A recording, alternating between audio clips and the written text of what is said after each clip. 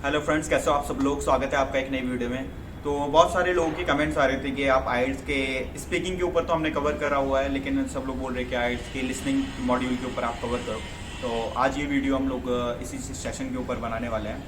यहाँ पर कुशांग और मेरा 1-on-1 डिस्कशन होगा लिसनिंग के ऊपर। कुशांग के आई थिंक लिसनिंग में 7.5 बैंड और स्पीकिंग में 8 बैंड आए। हाँ, स्पीकिंग में 8 है। तो आज हम लोग आइल्स के अपने खुद के पर्सनल एक्सपीरियंस और क्या करना चाहिए, ऐसे कौन से मतलब कि स्टेप्स होते हैं जो हमें मतलब कि अवॉइड करने चाहिए, और ऐसी कौन सी मतलब की चीज़ होती है जो मतलब कि हम उसे दिमाग में रखते हुए काफ़ी अच्छे बैंड्स कर सकते हैं आइल्स लिसनिंग में। तो फिर बने रहिए वीडियो के एंड तक, काफ़ी इन्फॉर्मेटिव सेशन होगा।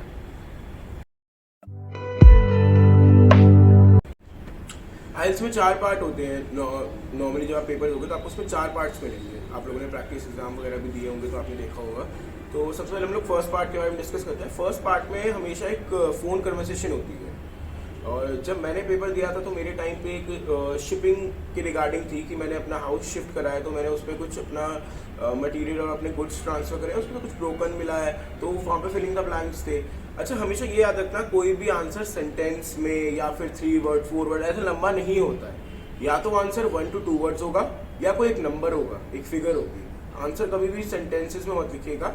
नॉर्मली एक वर्ड होगा, एक कीवर्ड ढूंढना उसमें जो उसमें सेट होता है, एक कीवर्ड या 2 कीवर्ड या कोई नंबर, अल्फाबेट या नंबर ही होगा और कुछ नहीं होगा। तो उसमें फ़ोन कन्वर्सेशन होती है, और सबसे पहले आपको टाइम मिलता है क्वेश्चंस को रीड करने के लिए। आई थिंक 1 to 5 क्वेश्चंस होते हैं पहले। उसको आपको रीड करना होता है, फिर वो हाफ ऑडियो चलाते हैं फ़ोन कन्वर्सेशन की, उसको आपको सुन के उसके बाद सेकंड होता है, सेकंड उसी का सेकंड पार्ट कंटिन्यू करते हैं। 5 to 10 क्वेश्चन जो होते हैं उसमें, उस मतलब नॉट 5 to 10 क्वेश्चन, तो उसमें 5, 6, 7, 8, 9, 10 क्वेश्चन कवर होते हैं, जिसमें आपको वो ऑडियो कंटिन्यू करते हैं फ़ोन कन्वर्सेशन की। तो उसमें उसके बाद आपको शायद अराउंड 30, 40, 50 सेकेंड्स मिलते हैं अपने आंसर चेक करने के लिए। 30 सेकेंड 30 सेकेंड तो हमें ज़्यादा मिल गए थे थोड़ा। वैसे फर्स्ट पार्ट जो होता है वो इजी होता है, बहुत इजी होता है, तो उसमें मतलब कि इतना आंसर एकदम साफ होता है जैसे। और हाँ, फर्स्ट पार्ट में एक चीज़ ध्यान रखिएगा, एक वहाँ पर वो कुछ ऐसा बोलते हैं कि नाम या एड्रेस या सरनेम, जिसको फिर वो स्पेल करते हैं। स्पेल आउट तो होता है उसमें ना एक मेरे को जो प्रॉब्लम आई थी, मतलब प्रैक्टिस के टाइम पे, एग्जाम के टाइम पे तो नहीं आई थी, प्रैक्टिस के टाइम पे आई थी। वो लोग ए को आ कहते हैं, और सॉरी ए को ए कहते हैं, और अगर वो लोग आ कह रहे हैं तो आप ए मत लिखिएगा, वो आर कह रहे हैं। वो आर ऐसे कहते हैं। हाँ, ये बहुत ज़्यादा कंफ्यूजिंग होता है। हाँ, हमें कितनी हुई थी, हमने बार बार ए लिख दिया था, स्पेलिंग मिस्टेक हो जाती है। और अगर एक बार भी स्पेलिंग मिस्टेक, एक वर्ड भी आपका मतलब कि एक वर्ड भी अगर गलत होता है तो पूरा का पूरा उसमें मार्क्स। अगर आपने एस भी नहीं लगाया ना आखिर में, वो कह रहा है कि उसने कोई मतलब प्लूरल वर्ड बोला, आपने सिंगुलर लिख दिया, तो भी गलत है। तो भी गलत होता है। हाँ, और इसमें मतलब कि पेज तो स्लो होती है, तो फिर इसमें ज़्यादा इतना टेंशन और ये जरूर ध्यान रखिएगा, जैसे अगर उन्होंने बोला है $52, तो अगर वहाँ पे डॉलर का साइन लगा है तो आपको 52 के बाद वापस डॉलर का साइन नहीं लगाना। ऐसी छोटी छोटी बातें अगर आप ध्यान रखोगे, फर्स्ट पार्ट में आप फुल स्कोर कर सकते हो। फुल स्कोर कर मेरा और सैफी का तो फुल ही आता था हमेशा। फर्स्ट पार्ट बहुत ईजी होता है, और आप उसको ईजिली 1 गो में कर सकते हो। अगर आप दोबारा आंसर्स ना भी चेक करो ना, तो कोई प्रॉब्लम नहीं है, वो सही होता है। हाँ, वो सही जाता है वो ज़्यादातर। और सबसे जो मतलब कि जो फिर उसके बाद आता है वो पार्ट सेकेंड, जिसके अंदर research, I think not research, उसके अंदर जो होता है वो मतलब गाइड कर रहे होते हैं। हाँ, करेक्ट किसी और को रिगार्डिंग टू एनी कोई सोशल अवेयरनेस होती है, या फिर कोई भी मतलब कि कोई इवेंट होता है, सोशल इवेंट, तो उसके अंदर पूरा का पूरा डिस्ट्रीब्यूशन कैसे होना है या फिर किसका क्या वर्क। ये तो एक मेथड हो गया। एक मेथड हमेशा सेकंड पार्ट में ऐसा भी आता है कि कोई जियोलॉजिकल पार्क है, तो उसमें ए साइड पे नॉर्थ में ये है, ए साइड पे, बी साइड पे ये, तो वहाँ पे फिलिंग द ब्लैंक्स देते थे कि ए पे कौन सी जगह का नाम था। और वो वहाँ पे ये भी बताते थे कि उस पार्क में इस कॉर्नर पर ऐसे रेस्टोरेंट्स हैं, यहाँ पे आपको उसी बेस पे मार्किंग करनी होती है। वहाँ पे मार्किंग करनी होती थी फिलिंग द ब्लैंक्स। एक शायद मेरे को जहाँ तक याद आ रहा है, एक पाइप्स का क्वेश्चन भी होता था, पाइपलाइंस के ऊपर। पाइपलाइंस के ऊपर पाइपलाइंस जा रही है तो कौन सी किधर कनेक्ट हो रही है, आपको टरबाइन दे देंगे, तो टरबाइन का आपको बताना है इसका क्या स्ट्रक्चर है। तो वो उसमें जो सबसे मेन बेसिक चीज जो होती है कुशांग, वो ध्यान रखने वाली कौन सी होती है पार्ट 2 के अंदर? आपको क्लियरली सुनना है, और आपको उसमें जो है हड़बड़ी नहीं करनी है, क्योंकि आपको टाइम बहुत होता है, क्योंकि उसमें आंसर्स एक साथ नहीं होते हैं। हमेशा उसमें गैप में आंसर्स होते हैं। तो आपको पहले क्वेश्चन इतना थर्डली पढ़ लेना है कि अगर आप सुन रहे हो ना, तो आपको बार बार पेपर की तरफ देख के वापस क्वेश्चन ना पढ़ना पड़े। जब भी वो कहते हैं ना, दोबारा लग गए तो आपके आंसर्स मिस होंगे। जब भी वो कहते हैं कि आपको मतलब कि हाफ मिनट है वो कुछ आंसर चेक करने का, तो उस वक्त आप आंसर ना चेक करके आप मतलब कि जो नेक्स्ट आगे वाले क्वेश्चन है उनको रीड आउट कर लोगे ना, तो मतलब कि बहुत इजी हो जाएगा आंसर मार्क आउट करने के लिए। तो वो सबसे अच्छा मतलब ये टेक्निक है। क्योंकि हर आपको लास्ट पार्ट को छोड़ के बाकी जितने भी पार्ट्स है वो हमेशा 2 पार्ट्स पे टूटे हुए हाँ, डिवाइड करे होते हैं। डिवाइड लास्ट वाला 1 को होता है। 31 true to false 40 not given मतलब कि इन्फॉर्मेशन के अंदर है या नहीं है, या फिर मतलब कि वो जो एग्जैक्ट वैसे तो ज्यादातर फिल इन द ब्लैंक्स होता है उसके अंदर। नहीं, हाँ फिलिंग द ब्लैंक्स Most होता of है, the बट मैंने जहाँ तक एक्सपीरियंस करा डायग्राम क्वेश्चन ज्यादा आते हैं। हाँ, डायग्राम क्वेश्चंस भी आते हैं पार्ट 2 के अंदर, और पार्ट 3 के अंदर पार्ट 3 के अंदर जहाँ तक मुझे याद है पार्ट 3 हमेशा अकेडमिक के ऊपर होता है। मेरे पेपर में मतलब ऑलमोस्ट अगर आप प्रैक्टिस एग्जाम भी देखोगे तो हमेशा ऐसे ही होता है कि मोस्ट प्रॉब्ली ऐसे आता है कि कोई प्रोफेसर है या कोई ट्यूटर है, वो एक इंटरव्यू लेता है या फिर वो किसी रिगार्डिंग कुछ बताता है। हाँ, तो student उसमें का हाँ, conversation होता है और इसमें ये मुझे सबसे ज्यादा डिफिकल्ट लगता है क्योंकि इसमें एमसीक्यू होते हैं, और एमसीक्यू ऐसे होते हैं जो उनमें 4 ऑप्शन दिए होते हैं, चारों इतने सिमिलर होते हैं और इतने सुने होते हैं, बस एक नॉट से आंसर गलत हो जाता है। कंफ्यूज हो जाते हैं उसी के अंदर ही, कौन सा ये एग्जैक्ट। वहाँ उन्होंने नॉट बोला है, यहाँ उन्होंने हाँ लिखा, हमने वो कीवर्ड पकड़ लिया और यहाँ से आंसर टिक कर दिया, वो गलत हो जाता है। हमेशा मेरे साथ यही हुआ है। तो यही होता है, हमेशा आंसर वहाँ पे गलत हो जाता है। एक क्वेश्चन यहाँ पे ऐसे भी आते हैं कि आपको उसमें से 2 आंसर करेक्ट है, आपको इन्हें चूज करना है कि 2 टॉपिक उसने ऐसे कौन से एक्सप्लेन करे या 2 पॉइंट्स उसने उसके रिगार्डिंग बोले हो, वो पॉइंट्स भी इतने सिमिलर और उसने बोले हुए होते हैं, तो उस पर सोचना बहुत मुश्किल होता है। तो उसके लिए कोई मतलब कि सॉल्यूशन क्या होना चाहिए? बेस्ट सॉल्यूशन यही है कि आपको क्वेश्चन अच्छे से रीड करने के बाद ना एकदम थर्डली सुनना है और बहुत आराम से रिलैक्स होकर सुनना है, क्योंकि उनका एक्सेंट और स्पीड काफी तेज होती है। मैंने पहले के टाइम पे जो एग्जाम्स देखे, स्टार्टिंग वर्ड और लास्ट वर्ड वो भी हाँ, पैराफ्रेज होते हैं उसके अंदर। हाँ, और मैंने जो स्टार्टिंग के टाइम पे एग्जाम देखे तो उनमें इतनी स्पीड नहीं होती थी। जब हमने एग्जाम दिए अभी तो हमें कुछ मंथ्स हुए एग्जाम दिए, तो स्पीड काफी इंक्रीज हो चुकी है। तो आप जब भी प्रैक्टिस करो ना, बेस्ट वे है स्पीड बढ़ा के करो। हाँ, मैक्सिमम पे, मैक्सिमम पे नहीं, बट थोड़ी मतलब स्पीड बढ़ा के करो, क्योंकि आपको हैबिट हो जाए, आप हैबिचुअल हो जाओ उनका वो एक्शन और उनकी स्पीड पकड़ने का। क्योंकि लिस्टिंग में 101% आप जब एग्जाम देने जाओगे तो स्पीड इंक्रीज होगी। जैसे ही पार्ट 1 होगा उसमें थोड़ी स्लो होगी, पार्ट 2 में इंक्रीज कर देंगे, पार्ट 3 में और इंक्रीज, और पार्ट 4 में इतनी फास्ट होगी कि आपको मतलब कि उसे कवर करने में अगर आपने प्रैक्टिस करी है तो कवर कर लोगे, नहीं करी होगी तो आप पूरा मिस आउट कर जाओगे।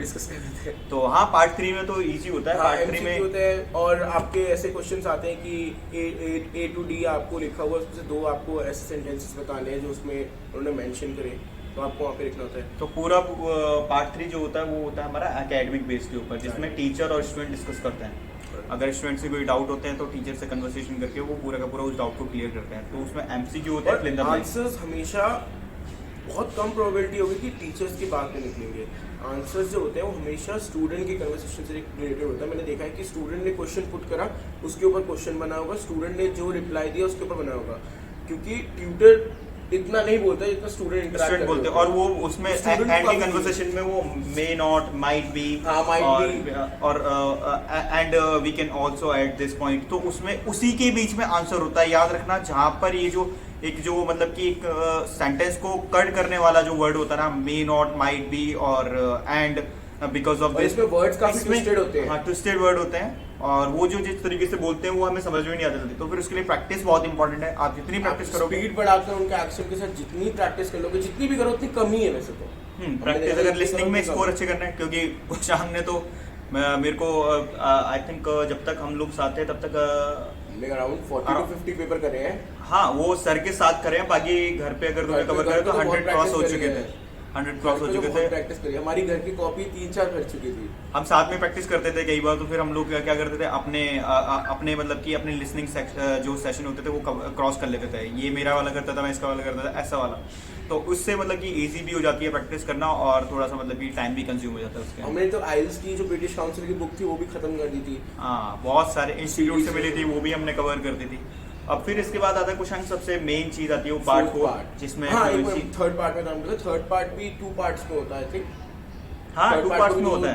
जो थर्ड सेक्शन होता है वो 2 पार्ट्स में डिवाइडेड होता है, क्योंकि उसमें आंसर क्वेश्चन चेंज हो जाते हैं ना। एक में फिल इन द ब्लैंक्स है, तो लास्ट दूसरे में एमसीक्यू टाइप आ जाते हैं। हाँ, इसमें कैसा भी होता है, बहुत बार मैंने नोटिस करा, टेबल आ जाती है। हाँ, टेबल आती है, वहाँ मेंशन करना होता है आपको कि हाँ ये चीज़ है, ये चीज़ है, और जो मिस होगी वो आपको वो डिक्टेट करेंगे पूरा। अब फिर इसके बाद आता है पार्ट 4। पार्ट 4 इजी होता है, रिसर्च बेस पे होता है। रिसर्च बेस पे होता है, वो इजी होता है, बट उसमें आपको सिर्फ एक चीज़ का ध्यान रखना है, आपको वहाँ पे डिस्ट्रैक्ट नहीं होना है। अगर आप पार्ट 4 में हल्का से भी डिस्ट्रैक्ट हो, किसी ने क्या बोला, अच्छा ये हो, तो आपका आगे का सारा निकल जाएगा। और सिंगल पर्सन कन्वर्सेशन होता है उसके अंदर, सिंगल पर्सन ही पूरा का पूरा बेस्ट चीज़ ये होती है कि जो आंसर्स होते हैं ना, उसकी फर्स्ट लाइन में आपको फर्स्ट आंसर मिल रहा है, उसकी सेकंड थर्ड लाइन छोड़ के फोर्थ लाइन में आपको दूसरा आंसर मिल रहा है, आंसर कंटिन्यूअसली आपको मिलते जा रहे होते हैं। तो अगर आप फर्स्ट आंसर पर अटक गए, इसने बोला क्या था, क्या बोला, तो आपका दूसरा आंसर मिस हो जाएगा। तो और इसलिए उसके बाद आप दूसरा आंसर ढूंढने बैठोगे तो आपको तीसरा मिलेगा नहीं, क्योंकि वो तीसरा मिस हो चुका होगा। मेरा लास्ट में ये हुआ था, लास्ट के 2 आंसर्स जो है मेरे मतलब एक तो शायद मेरा तुक्के से करेक्ट हो गया था, क्योंकि मैंने एकदम बाई चांस सुना था तो मैंने लिख दिया था, कई बार ऐसा हो जाता है। मेरा लास्ट सेकंड मिस हो गया था, क्योंकि मैं जब 37th क्वेश्चन कर रहा था तो मेरे को उनका एक्सेंट समझ नहीं आया था वहाँ पे, मेरे को एक्सेंट में फंबल हो गया था कि क्या बोला एकदम से। तो मैं वो 37 के बारे में सोच रहा था कि इस एक्सेंट में उन्होंने क्या बोला, तो मेरा 38 मिस हो चुका था, 39 मिस हो चुका था। फिर वो 40 आखिर में जो सुनाया गया था वो तुक्के से सही हो गया था, पता नहीं कैसे, बट मेरा गलत हो गया। तो इसके लिए मतलब कि कंटिन्यूटी और कंसंट्रेशन पूरा का पूरा रखना होता है। सबसे इम्पोर्टेंट चीज ये मत सोचेगा कि आपका आंसर छूट गया तो क्या था, सोचने मत बैठेगा। अगर आप वहाँ सोचने बैठ गए ना तो आपके नीचे के सारे आंसर छूट गए, सारे आंसर छूट जाएंगे। सही बोला। और फिर अगर वो आपके छूटे ना, फिर आपको मतलब कि लास्ट के क्वेश्चन को कवर करने में इतना टाइम भी नहीं मिलेगा और आपका पूरा का पूरा सेक्शन छूट जाएगा। वन टाइम होता है, दोबारा रिपीट नहीं करते हो कभी। और तो हमेशा ना ये ध्यान रखना, जब आप अंदर वेन्यू में एंटर करोगे तो आपके आसपास कोई डिस्टर्बेंस नहीं है, कुछ नहीं है, आपका जो हेडफोन है वो एकदम क्लीनली मतलब करेक्टली काम कर रहा है, उसमें कोई प्रॉब्लम नहीं आ रही, कोई डिस्टर्बेंस नहीं आ रही, जो एक्सेंट है आपको सही से सुनाई दे रहा है, ऑडिबल है। वहाँ पे आपको जो है वॉइस कंट्रोल के लिए मिलेगा, तो उसमें अपने आप कितनी वॉइस आपने आप क्लियरली सुनाई दे रहा है, उतने हिसाब से एडजस्ट कर लेना। एडजस्ट कर लेगा, क्योंकि कई बार ऐसा होता है वॉल्यूम हाई हो जाता है और फिर उसके बाद वो डिस्टर्बेंस क्रिएट करता है, कंसंट्रेशन खराब हो जाता है, तो इसलिए वो और वैसे ये मत सोचना कि फुल वॉल्यूम पे अच्छे से सुनाई देगा, फुल वॉल्यूम पे कभी ढंग से सुनाई नहीं देता। हाँ, हमेशा वो मतलब कि इरिटेट ही करते हैं, इरिटेट ही करते, थोड़ा नॉर्मल रखना। तो गाइज यही था आज हम लोगों का डिस्कशन। अगर आप लोगों को अगर ये थोड़ा सा भी मतलब इन्फॉर्मेटिव लगा हो, आपको अगर इसमें कुछ भी मतलब आप कोई भी अगर आपको ऐसा लगता है कि हाँ ये अचीवेबल है, मैं अगर ये करूँ तो मेरे को कुछ अचीव हो सकता है, तो हमें अच्छा लगेगा कि हमारा कुछ इन्फॉर्मेटिव आपको अगर लगा, तो प्लीज़ डू लाइक और कमेंट करिए, शेयर करिए और सब्सक्राइब तो करिए। सब्सक्राइब कर ही नहीं रहे ना, वही तो दिक्कत है। कोई नहीं प्लीज़ कर दो, थोड़ा थोड़ा सब्सक्राइब कर दो। और अगर आप लोगों को कोई भी डाउट होता है, कोई भी मतलब कि सैम्पल पेपर चाहिए हो या कुछ रिगार्डिंग कोई बुक के रिगार्डिंग कुछ पूछना हो, कौन सी बुक बेटर रहती है कुछ, तो आप कमेंट में पूछ सकते हैं। बाकी शादाब भाई का व्हाट्सएप नंबर है नीचे, वहाँ पर आप मैसेज कर सकते हो पर्सनली, उसमें हम बता देंगे। और सबसे इम्पोर्टेंट चीज़ ये है कि अभी जो मतलब कि स्टूडेंट्स के जो क्यूबेक वगैरह के ऊपर जो रिजल्ट्स आ रहे थे, उनका हमने कुछ प्रीवियस वीडियोस बनाई हुई हैं, उसके ऊपर आप देख सकते हो। कॉलेज जो ब्लैक लिस्ट हो गया उनके ऊपर भी बनाई है, अगर आप चाहो तो देख सकते हो। बाकी आज के लिए थैंक यू।